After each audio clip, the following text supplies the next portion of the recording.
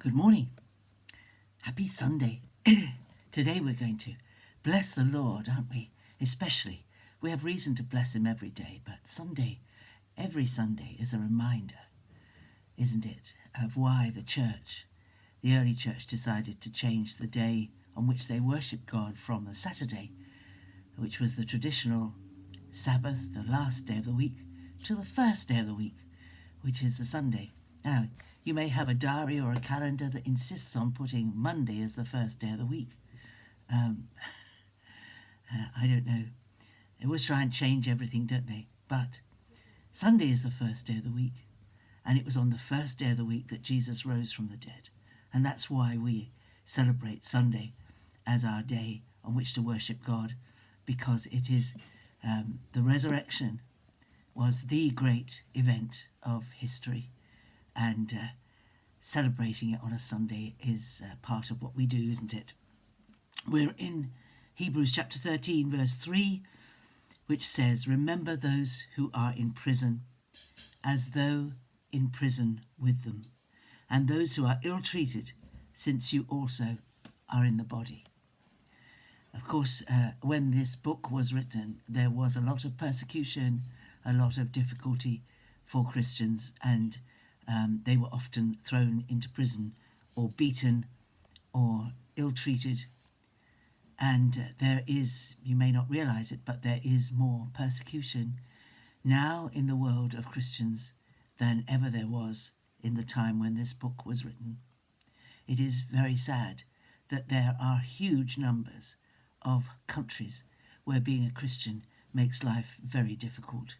Either your family rejects you, or your community rejects you, or you can't work, or you're penalized in your work, or you're wrongly accused of all sorts of things, all sorts of accusations which throw you in prison, and then trial doesn't happen, and even when it does, you're condemned.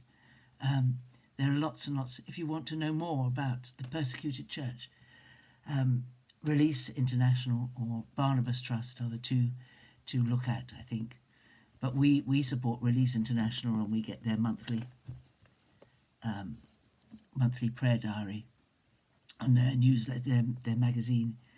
And it is painfully shocking to read in many, many nations, not just the nations that you think might be persecuting Christians, in many, many nations: India, Pakistan, Bangladesh, China, Iran, Iraq, Somalia, Eritrea, Nigeria, all sorts of places that you perhaps wouldn't even think of as being places where there is persecution of Christians. There are many, many, many, many, many people who've lost everything because they have committed their lives to Jesus. This verse says, "Remember those who are in prison." If you do nothing else, pray for them. Get information about the persecuted church and pray for them on a daily basis. This will be part of obedience to this verse, as though you were in prison with them.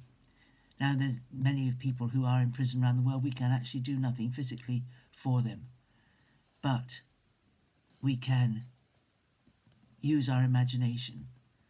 We can use our prayers to be with them, to offer support.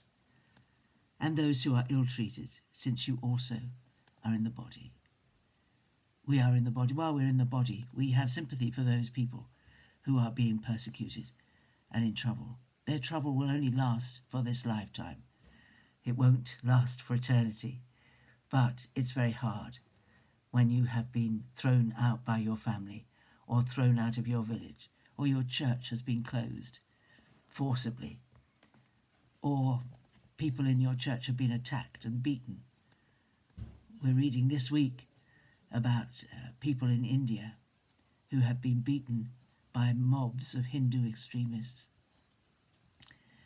And when their families or their community, the Christians around them protest, then accusations are thrown at those who are protesting. It's a very hard life for many people. This is a very important thing. We should not, because we are comfortable and unpersecuted, live as if everyone is like that, as if every place in the world is like that. It's not true.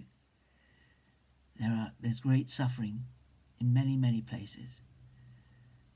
And so I encourage you today to think deeply today about what you can do to support those who suffer physically because they are your brother or sister in faith. It's something to think about, to think beyond, outside of yourself, to think about places that are, think about things that actually make you feel uncomfortable and make you feel very sad for these people. There are times when we can write to the government or our own government, our own overseas people, maybe, to ask them to negotiate on behalf of those who are suffering for the name of Jesus. But there is no doubt that most of the religious persecution around the world is against Christians. It's not against any other faith group. And we need to stand with them, stand up for them, and stand with them, and do what we can do, which is, we may think precious little, but we can pray for them. We may never see their faces, but we can pray for them, that God will bless them, that God will make their witness effective to those who are their captors, that they will have the right heart attitude, that they will be able to forgive those who treat them badly. They'll be able to speak of Jesus. They'll be able to remember. Some of them aren't even allowed a Bible. They might be able to remember verses from the Bible to encourage themselves. We can hold them. This is a very difficult verse, isn't it? Remember those who are in prison, as though in prison with them, and those who are ill-treated, since you also are in the body. We are so blessed in this country that we can meet freely, and some of us still choose not to meet because we don't like the internet, or we don't like the churches we go to. It's something about the church that we've attended we don't like, and we forget just what a privilege it is to be able to attend church freely and not to be forcibly stopped. We have so much. We should be grateful for it, not critical of everything that we have.